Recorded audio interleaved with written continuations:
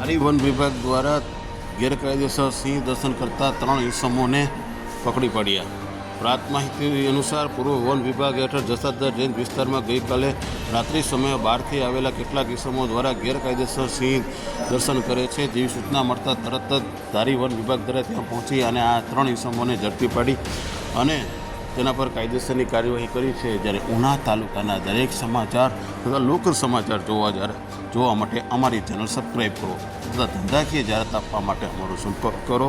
હવે દરેક સમાચાર આપના સુધી. આજ સમાચાર આપ ફેસબુક આઈડી પર જોતા હોય તો તે આઈડી અમારી ફોલો કરો અને આજ સમાચાર આપ પબ્લિક એપ પર જોતા હોય તો તે આઈડી અમારી ફોલો કરો. ધન્યવાદ.